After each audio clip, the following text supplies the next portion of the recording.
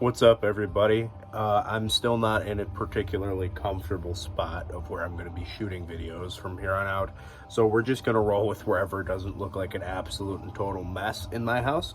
And as of right now, it's over by my cat tree and the DVDs. So I'm hoping by next week I will have my CD rack done, ready, and filled, so we'll have a new backdrop, but we'll see how that goes. So, sorry about being a day late last week, by the way. I was off at Metal Threat, and it literally took the entire day to upload and still didn't finish until I was back home around 2 o'clock in the morning on Saturday. So, let's get into this. This is just random stuff that I've accumulated over the past month and a half, 2 months.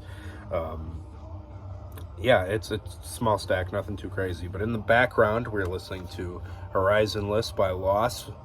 This is something I still just have out from last week's update, so I needed something cool, kind of doomy, kind of a doomy mood that I've been in. I really haven't been in a huge music mood the past couple of days. Sometimes it just happens, you know. But either way, so let's get on into it. First thing off, we're going to go with the Onslaught Force from Hell 1983 to 2007 set. This is crazy. Look at how much stuff comes in here. So this comes with the first 4 Onslaught albums, being Power from Hell, The Force, In Search of Sanity, and Killing Peace.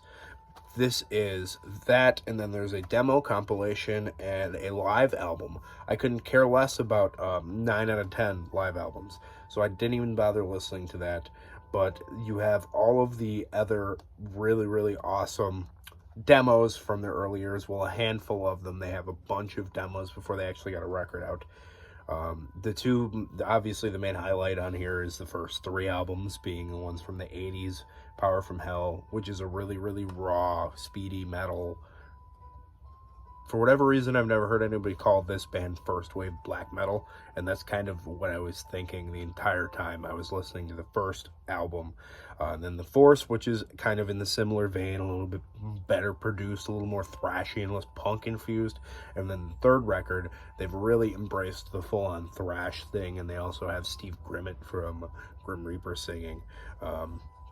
But it's a cool little box set. I mean, you wouldn't be able to get all 6 of these CDs for $35 or whatever like this thing was. A little bit annoying of a packaging, but, you know, I took the convenience of it and said, let's go for it. Obviously, a great UK classic thrash band. Next, a little bit of death metal. I picked this guy up for cheap. This is from 1998. This is Moon Tower by Dan Swano. I can't believe I just found this, and I kind of blind bought it, if you want to call it that. I knew it was like something in Dan Swano's wheelhouse, being prog or death metal, and I looked it up, and it said it's progressive death metal, which I was like, well, I kind of figured that much. So I picked it up. It was $4. This is a black mark pressing, and I scanned it in my Discogs, and this is like a $40 CD, which is ridiculous. I must feel bad grabbing it at what I did get it for. But this is great, dude. This is really, really, really good. I've had a couple discussions with people about this album as of late, and it's just so listenable, man. It's a really, really enjoyable mid-paced melodic death metal record with tons of keyboards. You know, it really has a very heavy influence from your obvious progressive rock bands, and it's not done in the Opeth way. It's more of like death metal all over with touches of prog rock. And I think that that's something that Dan Swano does really, really well. This kind of reminds me of that project he did, Witherscape, not picking up a lot of Edge of Sanity. I feel like Edge of Sanity is a lot more aggressive. This is a little bit more relaxed. This is groovy. It's got a lot of catchy, hummable riffs to it. And, you know, if you ever see this, pick it up immediately. I would 100% recommend it. Dan Swano really nailed it on that one. This was a half-price books score. I paid a little bit more than I wanted to for it, but it's whatever. This is Roar by Voivod. I have been trying to get more and more into Voivod. I really like War and Pain. I really like Killing Technologies, so I figured it was time to get this one, and I do not regret it whatsoever. I've listened to this a good handful of times, I think 2 or 3, maybe 4.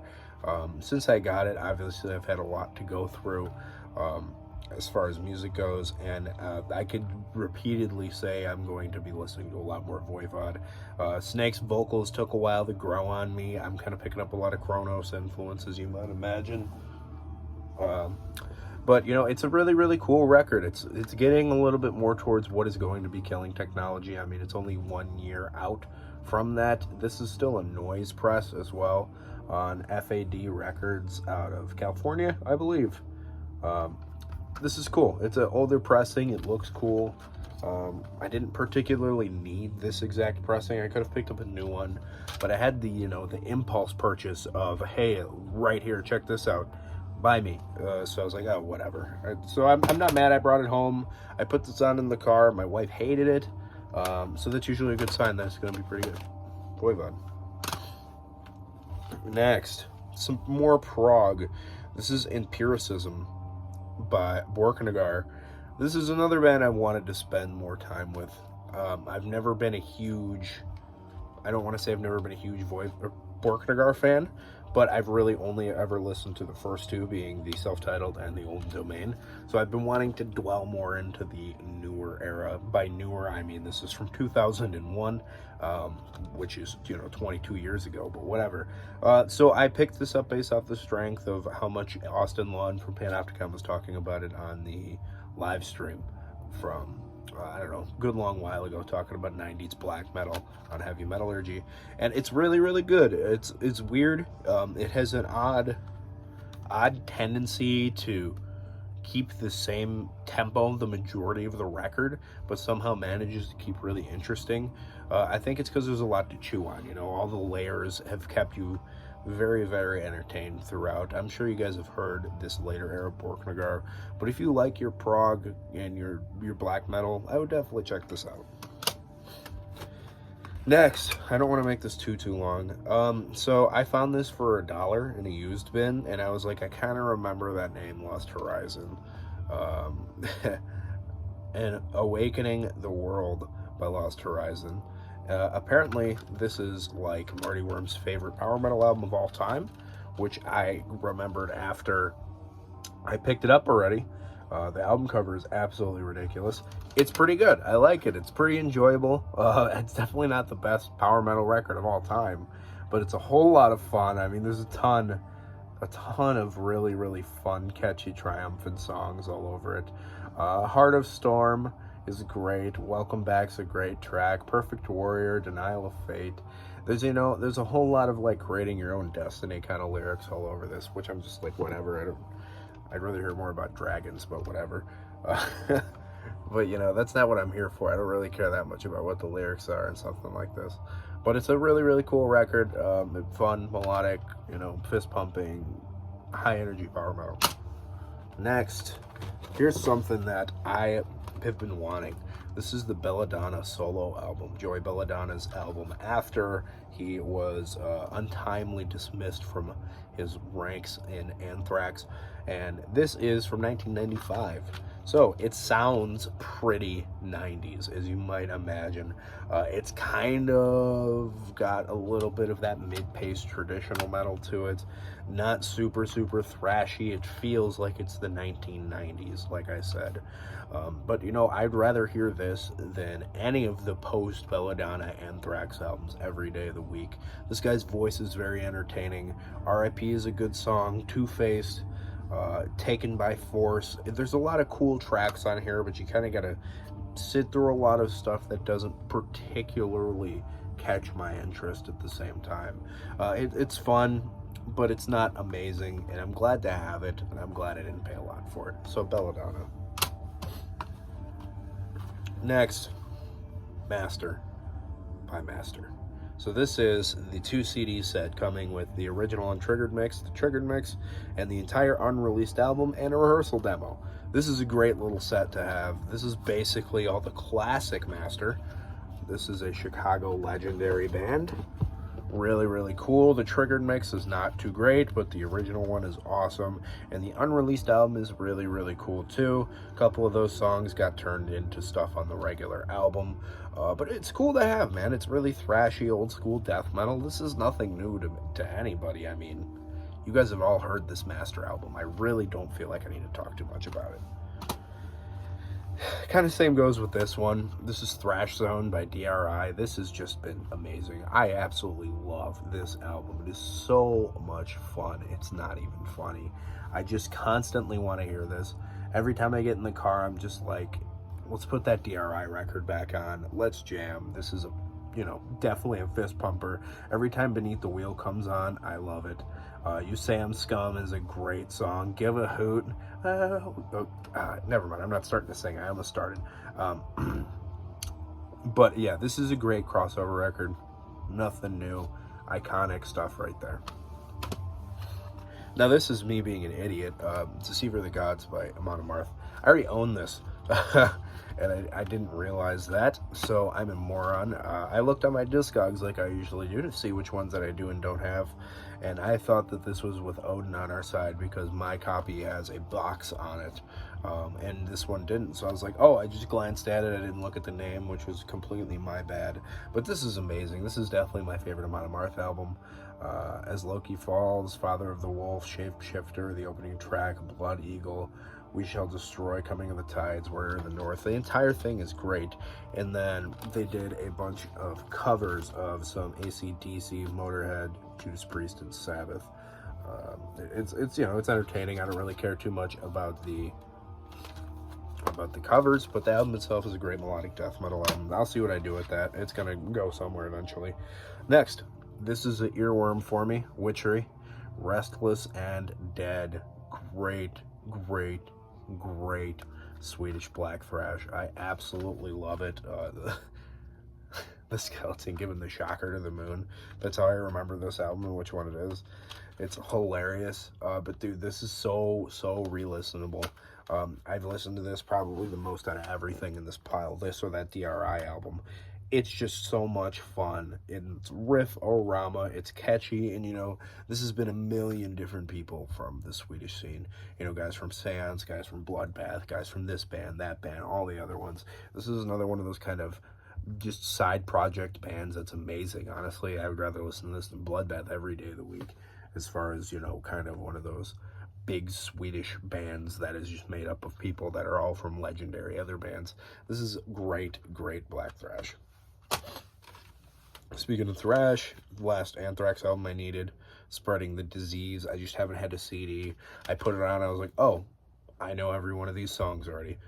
But whatever, I'm glad to have it. You know, this is amazing. Armed and Dangerous is a classic. Aftershock, Madhouse, Lone Justice, AIR, Medusa. It's brilliant. It's absolutely amazing. This is a great Anthrax album.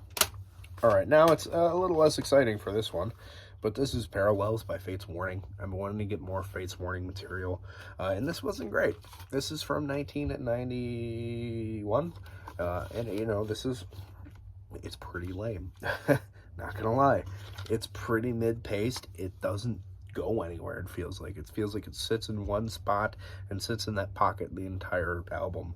It's mid-paced. It's not particularly memorable. There's nothing musically all that interesting going on.